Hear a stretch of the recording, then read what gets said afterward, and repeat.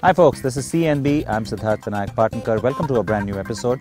Now, first up, I want to quickly say that I know I promised to take you back to Sweden this week. All that ice driving, well, don't worry, we're saving that for you because there's just too much happening in our market that I simply can't pass up. And I know all of you want details on all these new products that are driving in. So we're going to take you through all of that. First up, we've got a product that's right there behind me. In fact, we've got two examples of it, the 2-litre and the 2.4-litre Honda CR-V. Now, that's the fourth generation of the CR-V. Used to be very popular. It's driving back in a new avatar.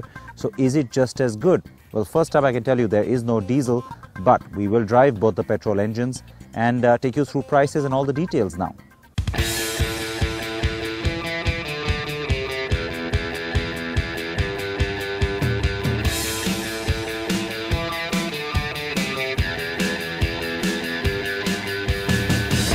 This is the new fourth generation of the CR-V range. For several years, the Honda CR-V was considered the most aspirational SUV in India. But many seasons have passed since, and others like the Toyota Fortuner and Hyundai Santa Fe have become a little bit more popular. Don't forget, they have diesel engines too. Now Honda is back with the latest CR-V to take on those rivals, and this car is more SUV than crossover. It's closer to full size than the previous compact, and so gets closer to the rivals in most aspects. But it is petrol powered, unlike the others, as I said, which are diesel. The specs read generously enough, and Honda wants to rely on the slight return to petrol that we are seeing in the market to pull this one through. This variant is a two-wheel drive with manual and automatic options. There is another engine on offer too, which is bigger and more powerful, but this one comes mated to an automatic gearbox and has four-wheel drive standard. The car drives well. I especially like the handling, even though a very slight roll has crept in at higher speeds. It's quick and athletic enough though.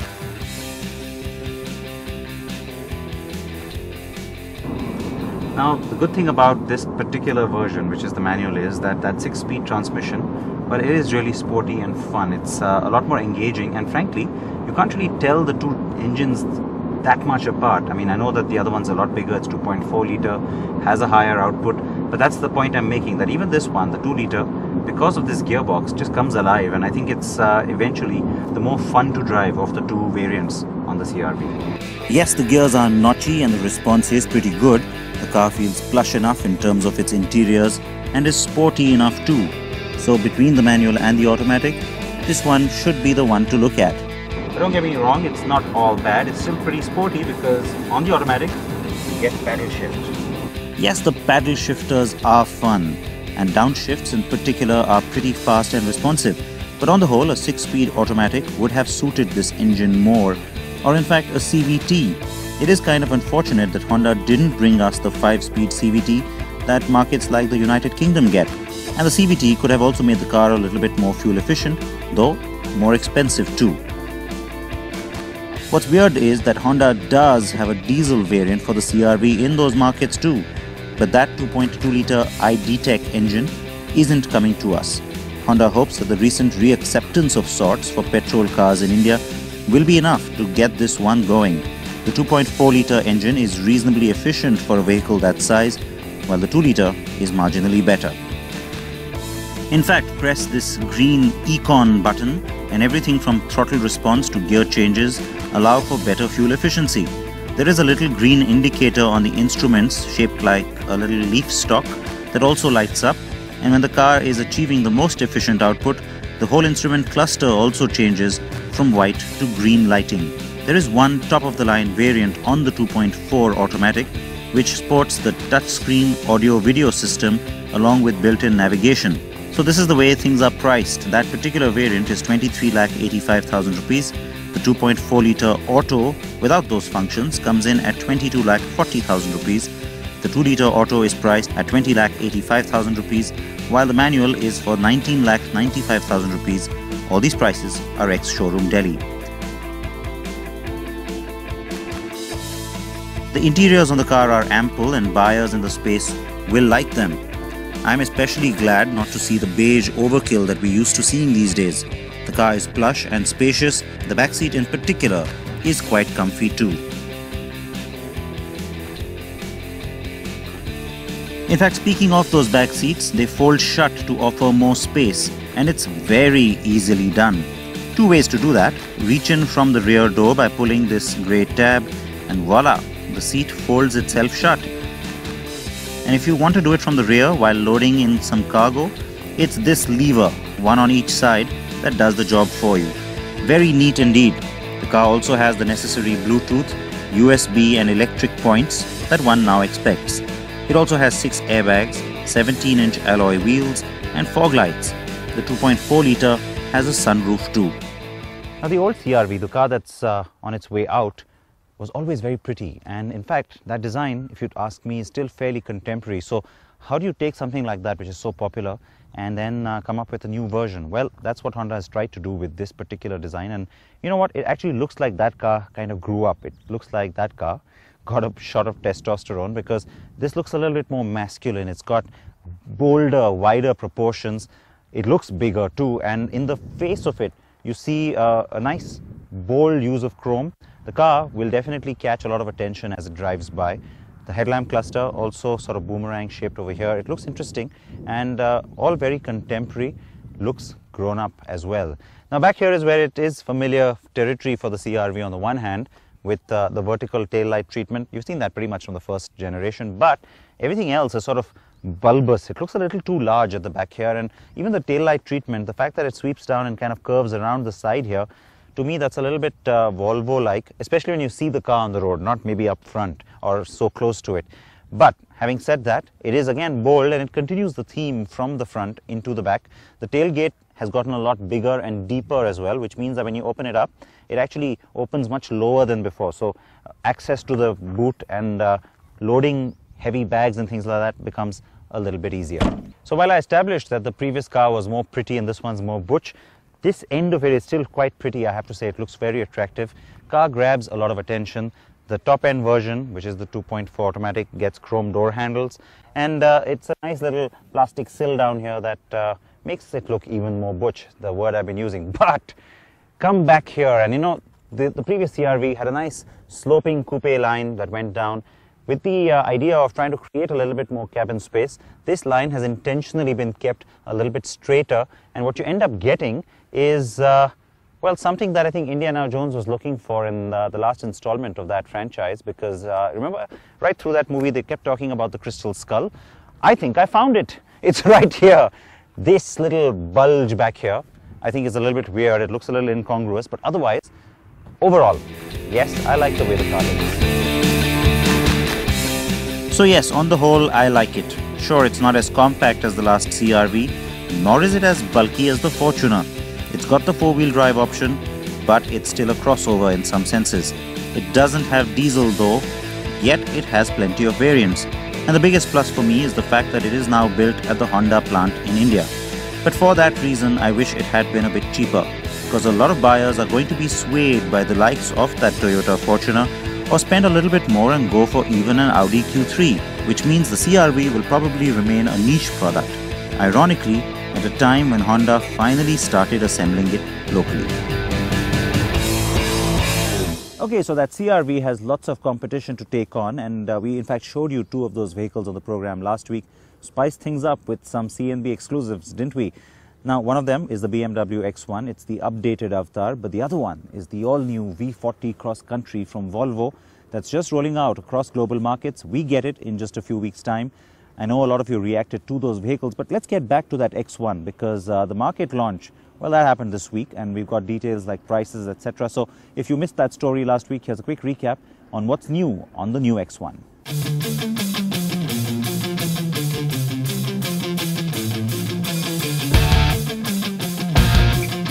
Here it is, the brand new, updated and facelifted BMW X1. Last week we showed you the German spec S-Drive 20D. That's the 4-cylinder 2-litre diesel, and like I told you last week, it is the only engine that we will be getting on the upgrade here in India as well. Now, when BMW launched the X1 in India at the end of 2010, it was an instant hit. The car offered pretty much everything that people were looking for. A a step into the BMW brand, but at a price point starting from 22 lakh rupees. After that massive initial sales rush though, in 2012 the X1 has started to slow down and rivals have also started to flood in, which is why a refresh is pretty important at this stage for the company. You got to look a little bit closely just to try and understand what's really changed about the X1, because at first glance you're not going to pick it up. However, superficial changes, that's pretty much what a facelift entails, and so that's what you're pretty much getting as well. It's here, it's a nice mature looking headlamp cluster compared to what you used to get. The LED treatment inside for the daytime running lights has changed a little bit as well, and it's more akin, if you will, to the X3, so slightly bolder face up front. In fact, that's pretty much true of the overall styling up front. Now the X1 did already have the new look in terms of having the large grille, but the headlamp cluster certainly looks a little bit more upmarket. Along the side flanks you pretty much see the same thing. However, here you get a little bit of an extra. There is the inbuilt integrated indicator that's been added in. Now most other cars which try and go crossover, they try and add all these plastic elements. Now on the X1 that's actually gone down just a little bit. We managed to get this car a little bit muddy, but that's of course what the car is all about. However, we're still not going to get the X drive, so no four-wheel drive. It's going to remain the S drive as far as India is concerned. At the back too, you can't really pick up on any big changes except that the tail light treatment has been refreshed and looks a little bit stylish as compared to before. And given the fact that this is the entry car for BMW buyers in India, for people who want to step into this brand, looking a little bit upmarket certainly helps. The car looks bigger and sexier now, and yes, like I told you last week, more like its sibling, the X3. The new headlights in particular are pretty bold and exciting. There are two trim lines in addition to a base variant, the X line and the Sport line, which offer some embellishments like the silver finish grille on this X line car that's dressed in the new Valencia orange color. But the big change is the new 8-speed gearbox that BMW has brought in, and that is unlike the car that I drove in Munich, which was a 6-speed manual. BMW has done away with the petrol and chosen to plonk in just this one engine that we pretty much had earlier too, but it's good to see that the gearbox has gone modern with the Steptronic. The good news though is that this is a car that was known for its fairly sporty driving dynamic. It's something that held it in good stead in global markets as well, and in India too. But of course remember that that also means that it still remains very much a user-oriented, a driver-oriented vehicle, and so there aren't really too many changes at the back. Though of course there will be a little bit more of an upmarket or a plush feel for those who do want to sit at the back. The car is then still quite fun and athletic. BMW has tweaked the suspension settings as well. It's a lot more comfort oriented now and not too stiff. It's too bad that BMW won't bring in the X drive or the all-wheel drive version even now. Prices have in fact been revised significantly enough. No more base petrol variant as we told you, so it's no longer close to the old 22 lakh entry price point. Prices now start at 27,90,000 rupees for the base grade and go to 32.5 lakh rupees for the Sport and X-Line grades. That means the X1 is now almost at par with the Audi Q3 on price, except the Q3 has Quattro. Now when BMW first launched the X1 in India in 2010, psychologically that price point of 22 lakh rupees seemed really attractive, but from what the company tells us, not too many people actually bought that petrol variant, and so it was really the diesel engine that did well. Having said that, overall the positioning has moved up. It's become more premium, and I know that's going to be the number one question that all of you are going to write in and ask me, so I'm going to try and preempt that by answering it for you.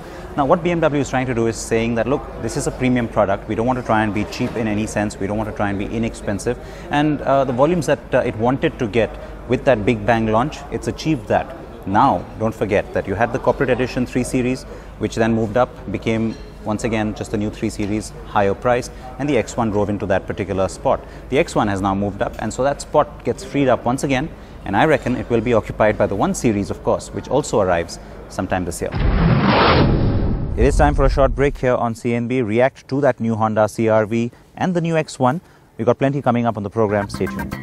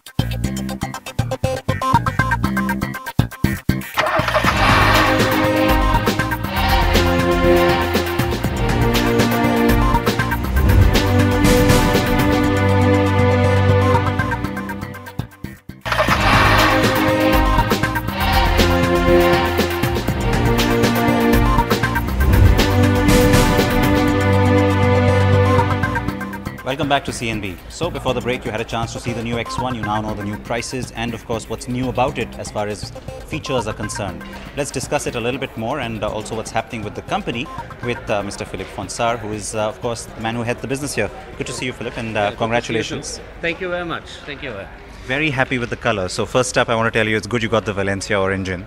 Yes, it's really a good launch color, and I'm absolutely sure in India with such a color we are also successful that the one or other customer will take this car, this color. You know that BMW are emotional cars, so we have emotional customers, and then they will also choose or select the Valencia orange. I hope so too. And the fact that you have brought in the updated version, of course, with every update there's always something that improves on the vehicle. You've got a new transmission into this one as well, and I know there are many other features too, but in terms of positioning in the market, the X1 always had a certain sort of image that had been formed as being the entry into the BMW family. So how different is the new positioning from that? Well, this positioning is quite similar, but first it's the predecessor of the BMW X1 was a very successful car. It was the first in the SUV market, and it's the most successful luxury SUV in the Indian market. And if you have such a success, we sold over 5,000 cars of this model, then you have to look how to develop it also in the future. So there are some improvements. The car was already in the lead, but now we think that with this car we extend the lead.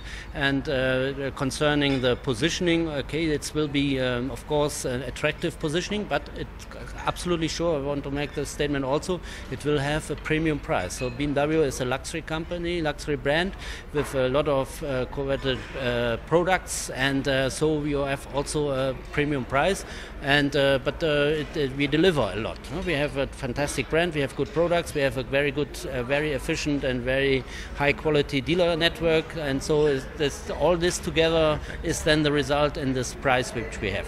Well, the reason why I ask you about the price is also because you know, that was one of the key sort of drivers to get people into the showroom for the X1. Now that you make it a little bit more premium, you create some room below that. So I know you have already said the 1 Series comes this year. Is that one of the reasons why you've done away with the petrol base variant? As of why we are away with the petrol is the main reason is that we sold really absolutely majority. It's very, very successful with diesel. I want one comment to your last comment to make. Also the main reason for buying a BMW is not the price, it's really the brand. But okay, but you said maybe they are coming the one or other model also in future. Yes, you are right. We are now happy to have this launch. It will be followed by a 7 Series on the high end, but then in the second half of 2013 we will have the all-new BMW 1 Series, the first BMW premium hatchback in the Indian market. Really looking for this also. I cannot tell you now which will be the price position, but I can promise you it will be, of course, a certain premium price for a successful car. And and then we are really very good positioned in the Indian car market also in 2013. It's actually quite an exciting car, so I'm waiting for it to come in. But the other point, I know that everybody asks you, and you did make the point today in your presentation, that you're not going to just go after volumes by discounting, or you're not going to try and do that. But for the last few years now, BMW has been the sort of definite number one in the market. How important is that position to you, regardless of the fact that you will not compromise on what's important? Yeah, what means number one? For me, number one, and also for the whole team and the BMW strategy, means number one. Okay, also in sales, but also in the brand perception and the most attractive products which are winning maybe a test in your in NDTV, or but also be number one in the most efficient dealerships. So all this profitability is very important also. So of course you can go down with the prices with a lot discounts on a level of a premium of a volume manufacturer, and then you make a lot of volume and number one. But that's absolutely not our target. We're looking on us. We are happy to be number one. We are happy to be successful in sales, and we want to increase sales, but not for every price and not number one in discounts. That's absolutely not our target. All right. We saw you entering a lot of new cities in the last few months. Yes. Will that focus continue in 2013 as well, just approaching new markets? Yes, we entered now in Mangalore, Lucknow and in Raipur with always state-of-the-art BMW dealerships, which means they are now in the net. They will sell. We didn't sell in these regions before, so that means also certain additional volume, and we will continue with this, and that means that we at the moment we have 34 dealerships, but we will continue to around 50 in 2014. It's been a tough market. It's not just for the premium car makers, it's also for the mass market, of course. But they're saying that 2013 is not going to really improve. The conditions aren't going to get any better anytime soon. How worried are you about achieving some sort of a significant growth target? Even if you can't share that growth target with me, you would obviously want to see sales grow this year.